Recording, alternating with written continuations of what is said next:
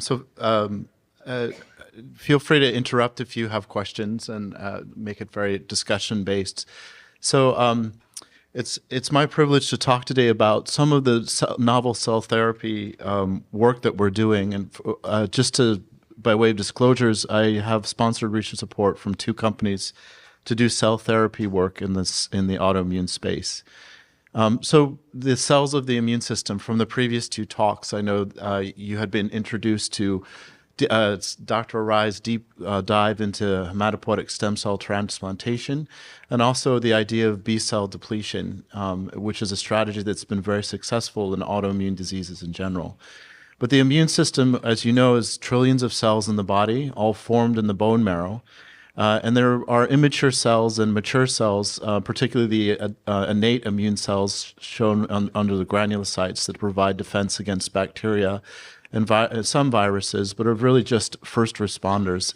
And then the more intricate adaptive immune system that can recognize proteins that you've never seen before, formulate memory, and respond accordingly. So in all of our bodies, we have a primordial consciousness in the immune system, because it can recognize the world, form memories, and respond to those memories.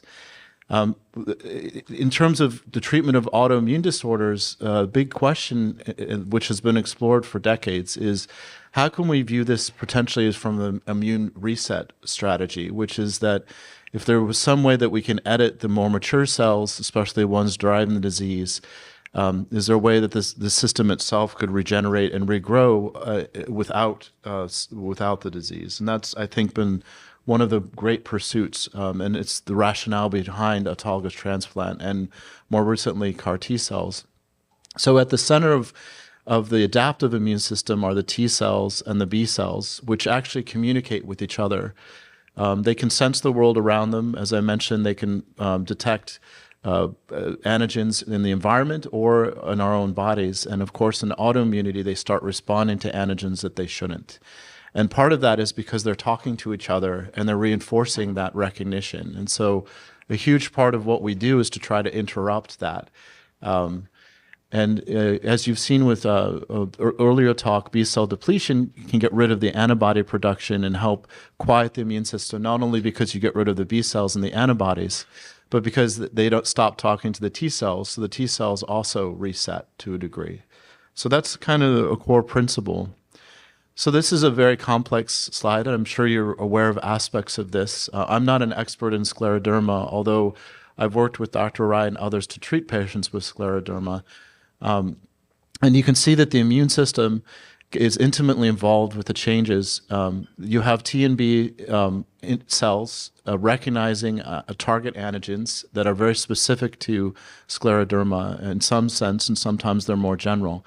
But they start really formulating a response because teleologically they think this is a harmful infection, and so they're responding accordingly.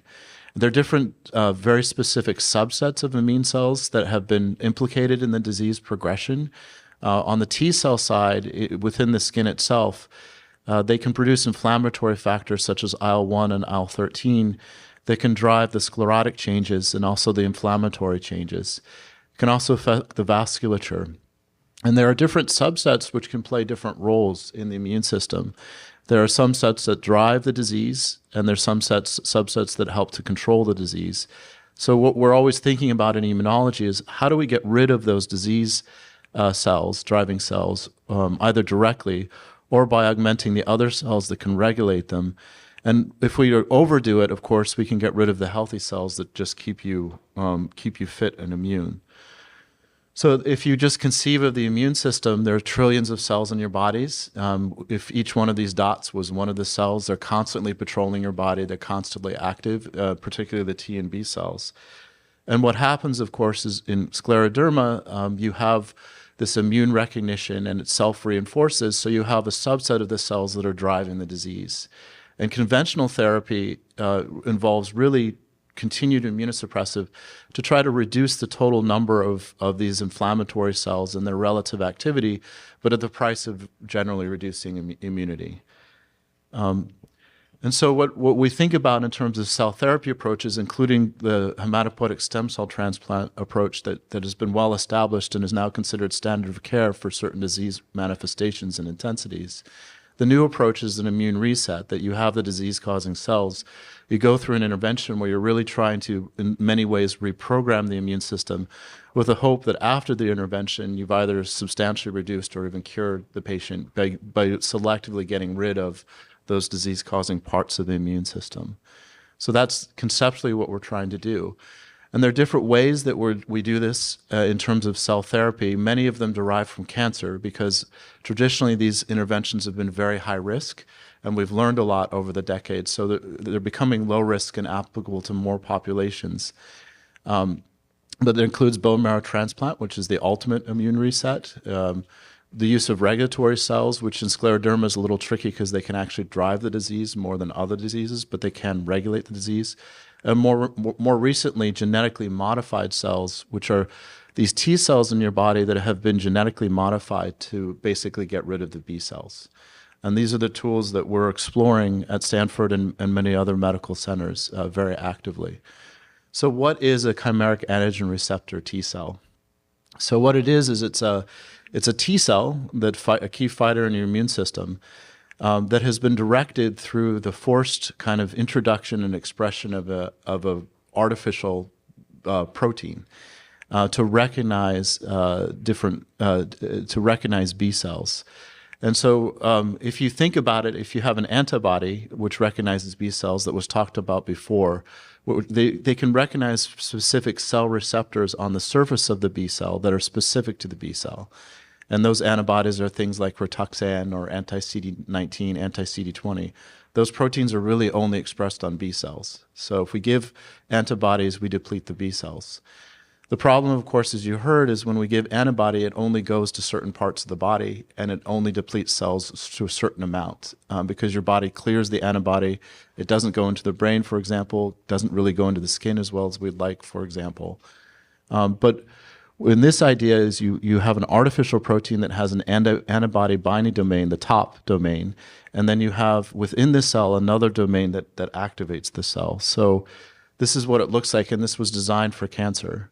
So if you imagine CD19, which is the receptor that is canonical and only expressed on B cells, so if you target it, you're not going to target other cells, you're going to target B cells. And what happens is we genetically introduce the gene into T cells that expresses this artificial protein. On the top of the protein, that FMC63, that's actually an antibody binding domain that will recognize CD19. So it's almost like you're turning your cells into antibody-directed cells. So when the cells go to the cancer cell, they'll bind to it and they'll recognize it.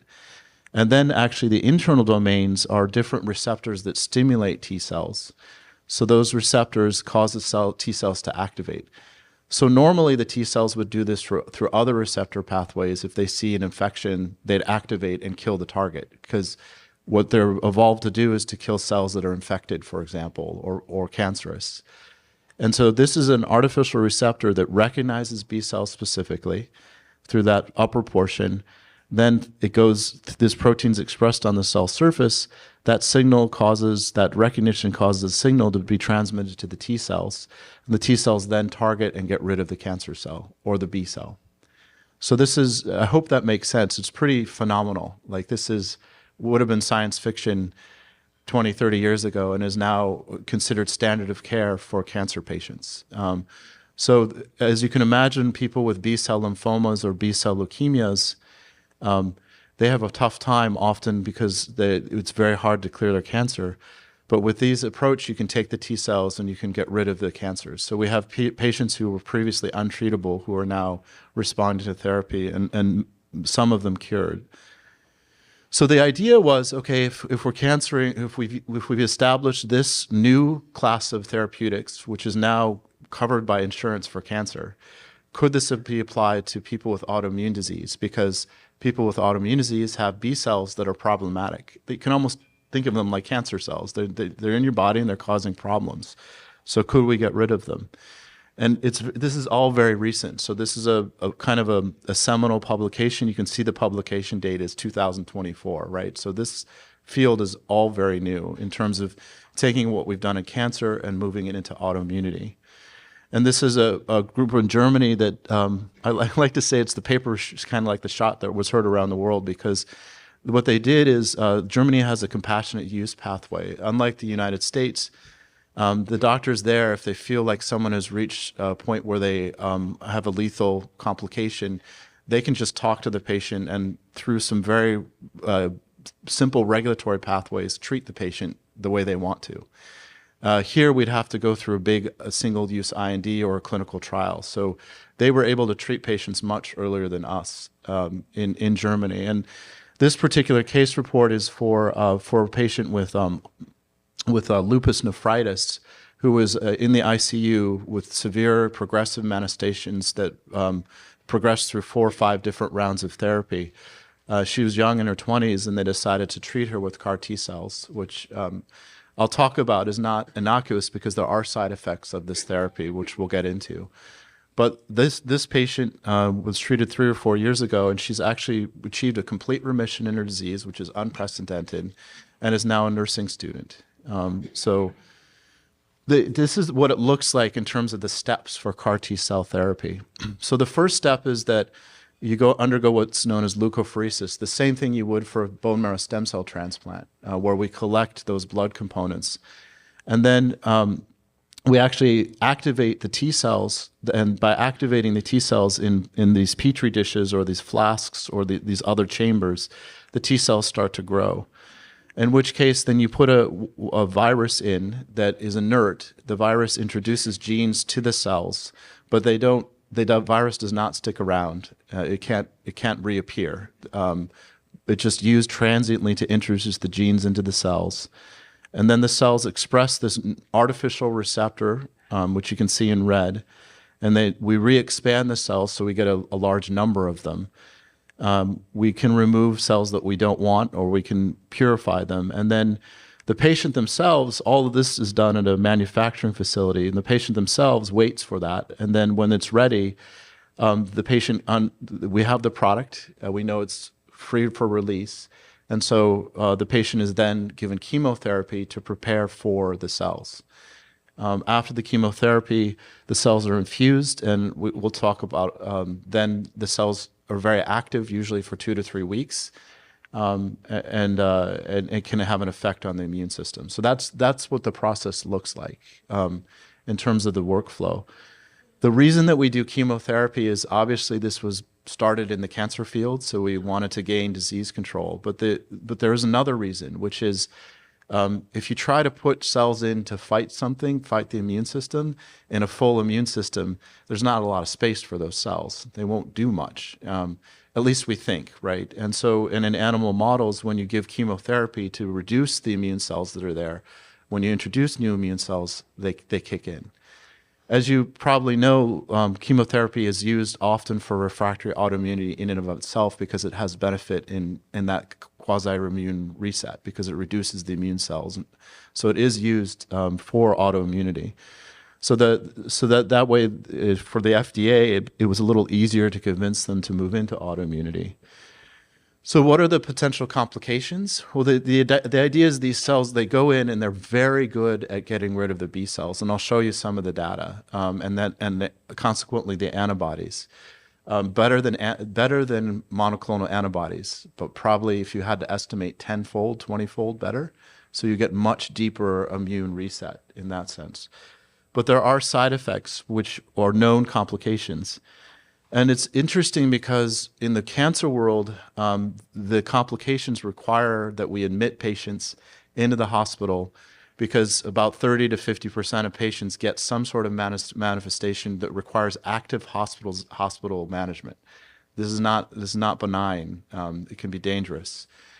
But for autoimmunity, that incidence appears to be much lower. It appears to be about 10 to 15% rather than 30 to 50%. And part of the reason is because if you have a whole bunch of B cells that are cancer, that's a much stronger signal for the immune system, so it can be much more revved up.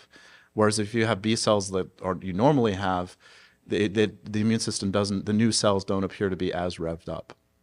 But what happens is the cells, when they go in, they attack the B cells or the cancer, they actually create their own inflammation. And that is experienced by the patients as fevers and chills, very commonly. Sometimes those fevers and chills can progress to low blood pressure, and you may have heard of sepsis, but in like a septic-like picture. And that requires that if that starts to happen, we have to get the patient to the ICU to get blood pressure support medications. And that's called cytokine release syndrome. So the idea is the cells go in, they become very active, they release a lot of inflammatory factors, it causes a strong effect in the patient. In the cancer world, we actually manage this very successfully. The mortality rate is about 1% to 3%, depending. And these are also, they have other complications because of usually a long history of cancer. But it's still real. It still can have bad side effects. So that's called cytokine release syndrome. The other thing that we see, which was kind of inexplicable and very empiric, is that the cells can sometimes go to the brain and affect the brain. And it can be mild. Patients can just have a little bit of confusion, kind of like when you have a bad fever and you get delirious, the same kind of thing. Or it can be really pretty profound, where patients can basically become non-interactive or even have seizures. And so we've learned a lot about that. That occurs at a much lower rate, but still 20% of our cancer patients have some manifestation, roughly. It depends a lot on the specifics. And we don't see it very much in the autoimmune experience so far, but it has occurred on occasion. The neurotoxicity itself usually doesn't have long-term effects, although there are a few patients that are affected long-term, but usually it's resolved in that period. So the way we treat these two complications, as we treat autoimmunity in general, is we give lots of steroids and we give anti-inflammatories, but very acutely. And we've gotten much better. So if you look just in the past 10 years, the way we manage this, the way we treat patients, it's just much safer than it was when we first started. But there's real complications. The other complication we worry about, which is very rare, roughly 3 to 5%, and 1% in some cases, and hasn't been seen yet in the autoimmune space, maybe in one case report, is bone marrow failure. Sometimes the inflammation becomes so profound it goes into the bone marrow space, and the bone marrow itself struggles and has gross inflammation that you have to manage. So there are risks, but in general, over now roughly 200 or 300 patients that we have some data on, the rates of these side effects are about 10 to 15%. So many patients will have a little bit of it, where they'll have a little bit of a fever, usually about a week after or 2 weeks after the cells are infused, and then it resolves. And that's happened with the first few patients that we've treated at Stanford. So these complications are different from bone marrow transplant. That is one difference. Bone marrow transplant doesn't generally have these, so it's very specific. So I just want to talk to you about what's happened in scleroderma. So patients have been treated. We actually treated our first patient at Stanford with scleroderma 10 days ago. Thanks to Dr. Arai and Dr. Chung and Dr. Fiorentino. It's really inspiring, actually, to see this.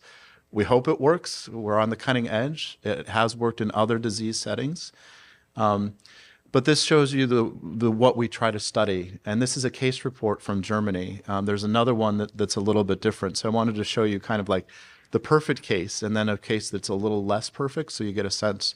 And these are case reports. So the total number of patients that we have data access to is in the dozens. It's not a lot yet.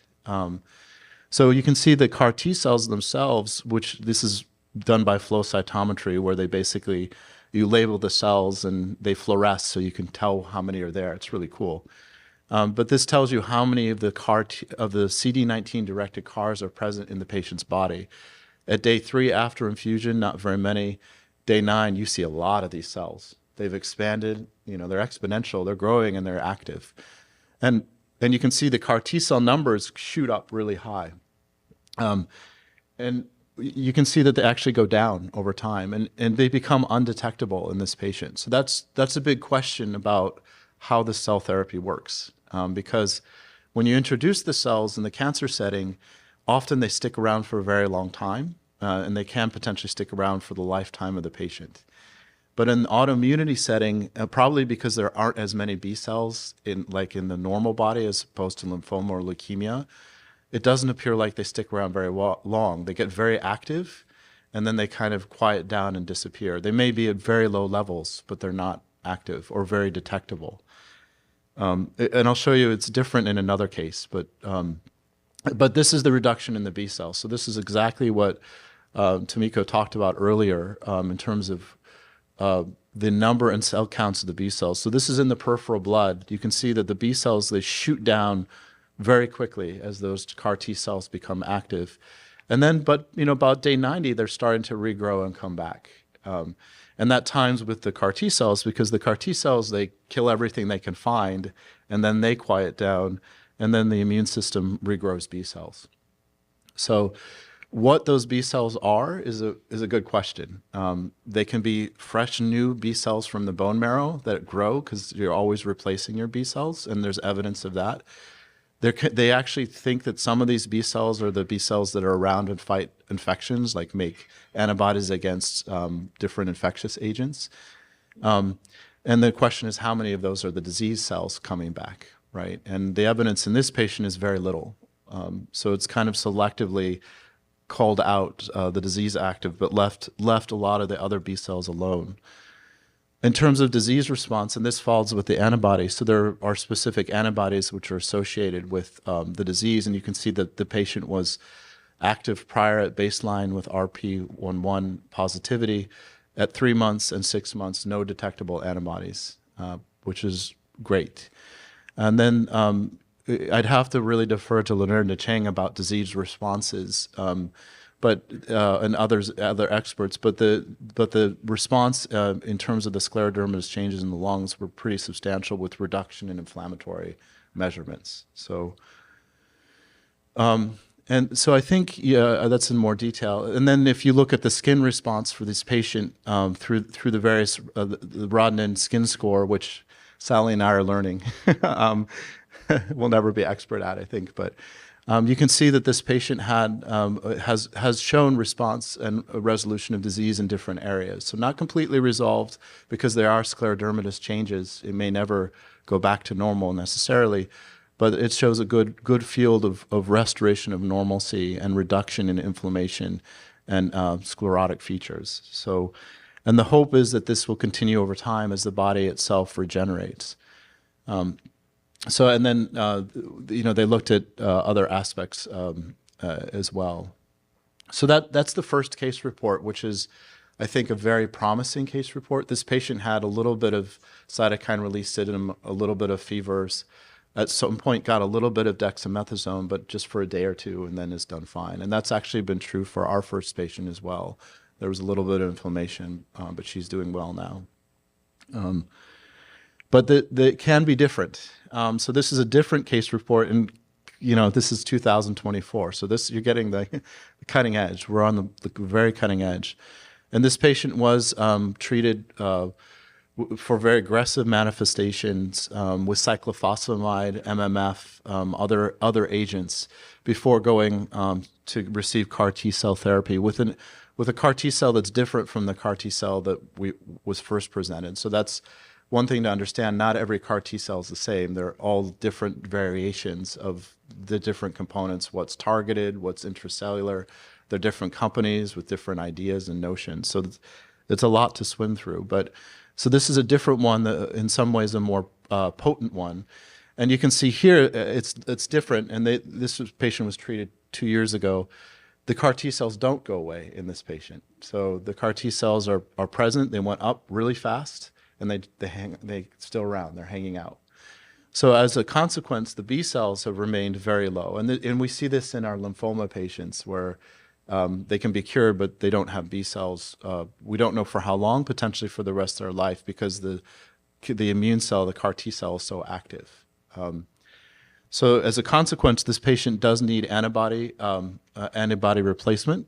But if you look at measurements of disease activity, the antibodies titers against that are disease associated, they're reduced to very low levels. And the inflammation is measured by CRP reactive protein was very high in this patient and is now back to normal. So in that sense, it's improved, and the skin score has improved back to around a diagnosis, and lung function has steadily, in terms of percent predicted FVC, DLCO, they've steadily improved or at least stabilized over time. And this patient had progressive disease, so that in itself is an achievement. So I mean, it highlights that sometimes, now things aren't perfect. We have to accept that every therapy can have side effects, and the patient is maintained on monthly IVIG and is doing well, but it is a risk. So the potential complications we have to watch and think about and balance against. I will say that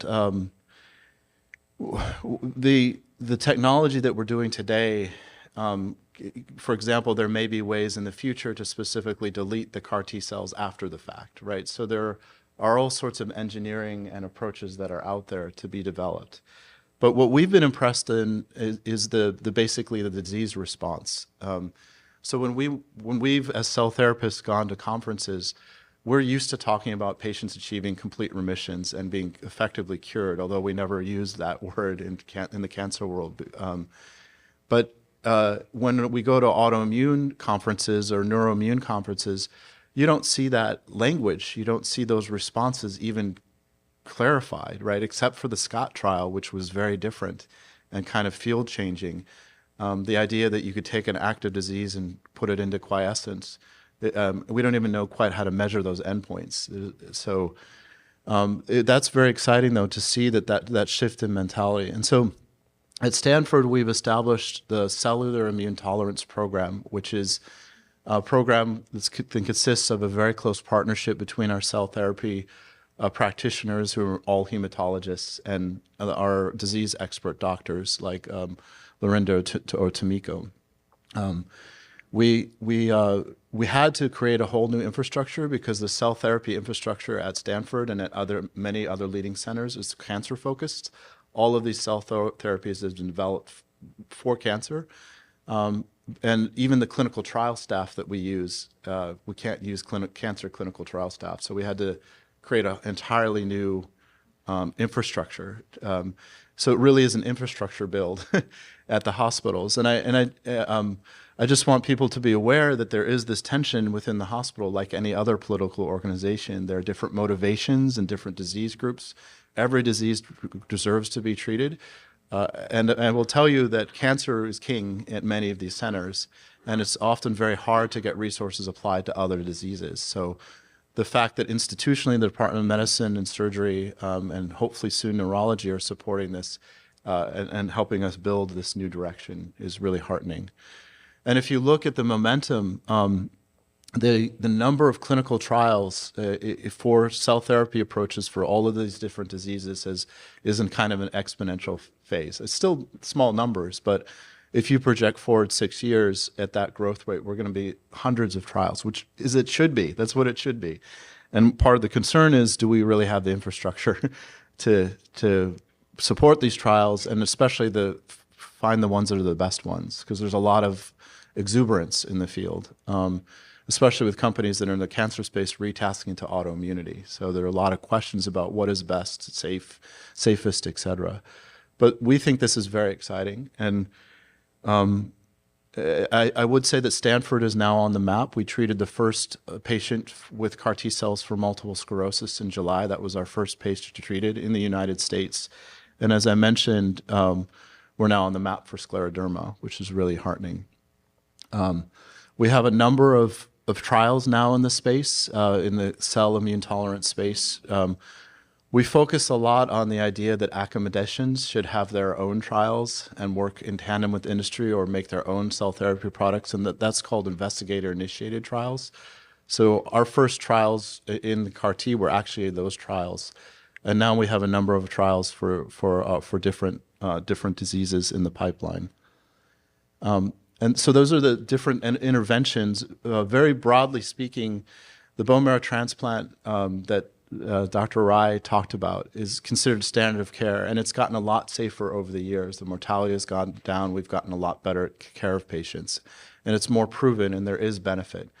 It is an immune reset. I think the idea over time is that we use what we've learned from the Scott trial to get better and better, and maybe not use chemotherapy for that. There are different directions. But there are also the other interventions that are coming, especially the CAR T cells.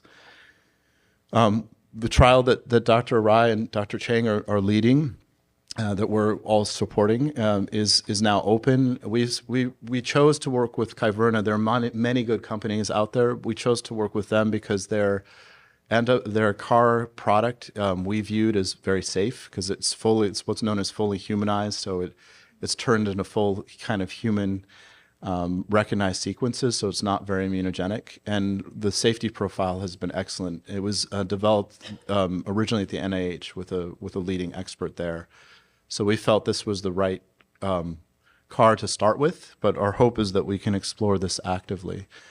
Right now, we're supposed to treat 4 patients on this trial, but Dr. Chang and Dr. Rai are overachievers, and we're likely to treat many more than the number that were allotted. The trial itself is open in Roswell on the East Coast, and should be open at 4 or 5 other sites across the country within the next couple of months, I think by January.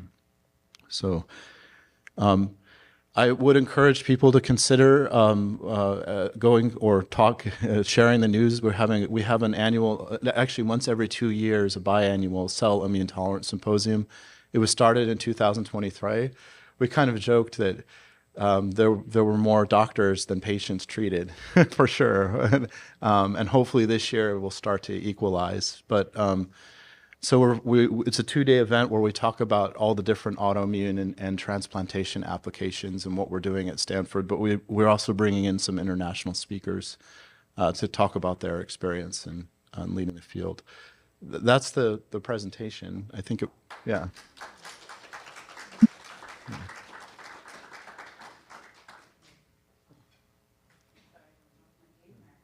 Oh, it might be a little short, but a little shorter, some spare time.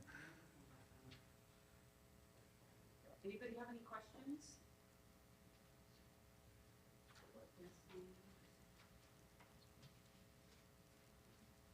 That's not really available right now, but it's experimental.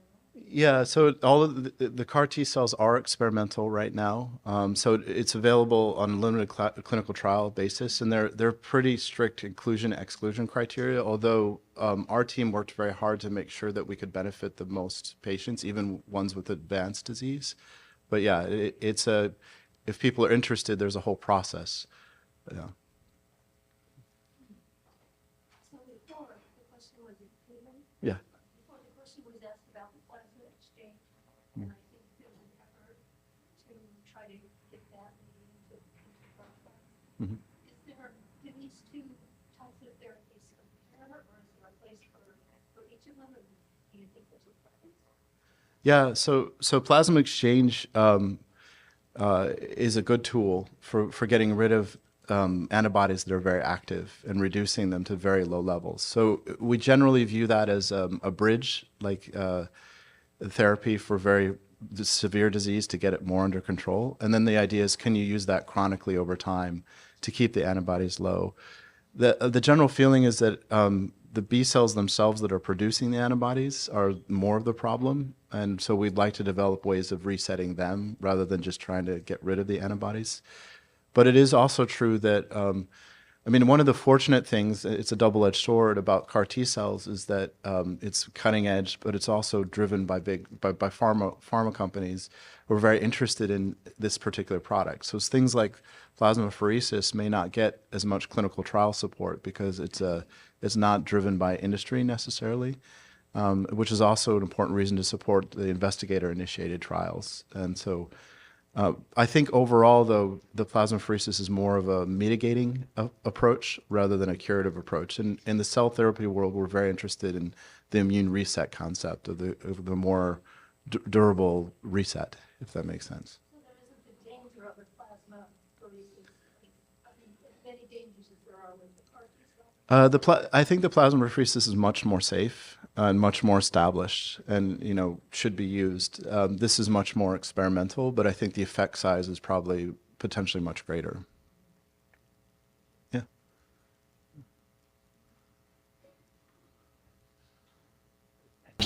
What are your thoughts about accessibility now and in the future? Because CAR T therapies, at least historically, had a really high price tag, and insurance companies were struggling with that. So, what are your thoughts around that?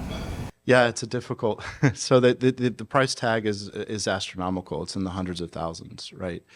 So I think a lot depends on how effective these cells are. So if they really can reset the immune system, and like that one patient, you can go 4 or 5 indefinitely without disease activity, the cost-benefit analysis is very clear because even the classic pharmaceuticals are exorbitantly expensive. So although we're always worried about that price tag being so high, under those circumstances, we view it as economically competitive. In terms of access, yeah, we've also been very careful in our clinical trial structure to make sure that we try to limit all barriers to access, socioeconomic, all the other aspects. So, but once that shifts to standard of care, that it could be different. The CAR T cell access has been pretty good for advanced lymphoma, and arguably these diseases are equally as impactful to patients. So the hope is it would be equally as supported by insurance. Many of the insurance companies are very aware of this. We actually had very cursory discussions with Kaiser System about referring their patients in. Like their leukemia patients come to us for bone marrow transplant. So we talked to them about, hey, we have this for autoimmune patients. How can we open access? And they're actually viewing it from a systems perspective as well. So they are very interested in. Right now, we don't have the infrastructure, in place, but that's the hope over time. Sort of partly related to your comment earlier where you said cancer is king, and that used to be the issue with immune diseases in general, that they kind of fell by the wayside of it. Yeah. Yeah, so it's a good point. I think in terms of tertiary care, quaternary care centers like Stanford, they have to look at what business they want to get into. And they're actually very interested in autoimmunity because you need a highly skilled team to deliver this, at least in the present state. So there's been a lot of receptivity to our program. We can always use more, to be honest, but I think over the next year, we hope to see this actually galvanize to the point where we even have bona fide dedicated floor space and infusion areas. That's what we're trying to talk about now. Wow. Anybody else have any questions?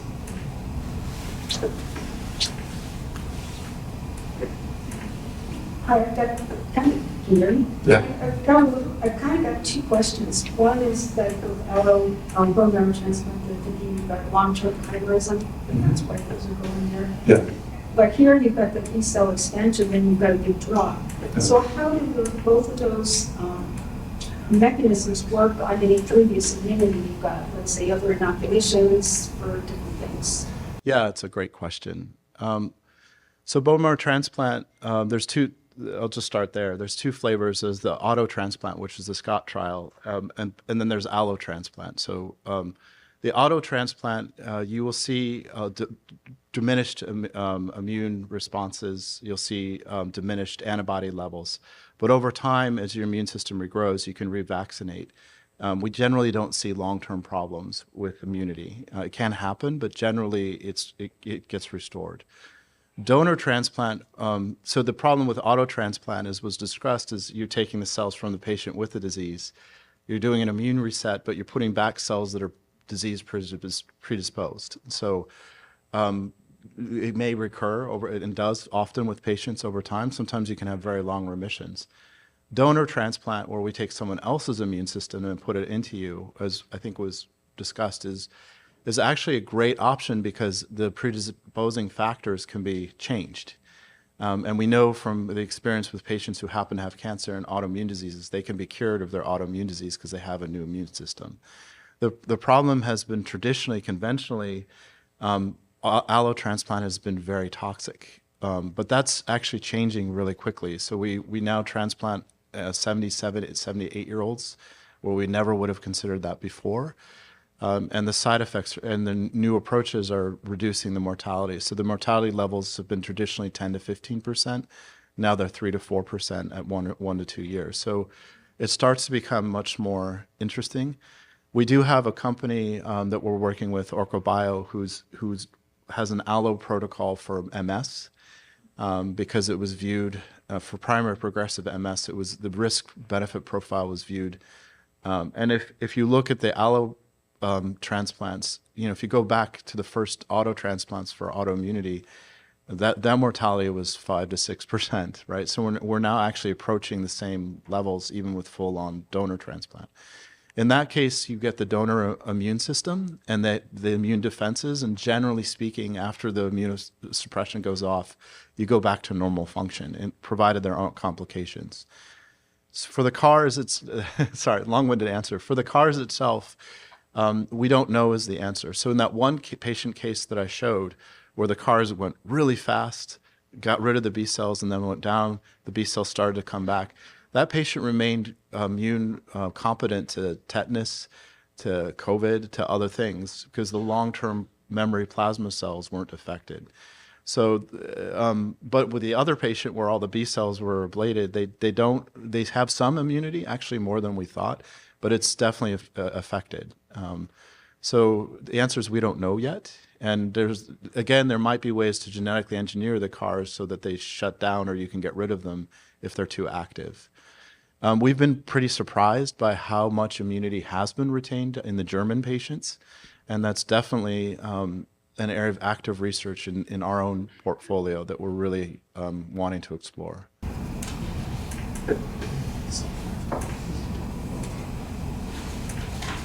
Last call for alcohol. Excellent. Well, you have our contact information. Please reach out anytime. It's been a sheer pleasure working with Lorinda Chang and Tomiko and going into new worlds. And we're grateful to have the chance to help all the patients and the patients hopefully in this room over time.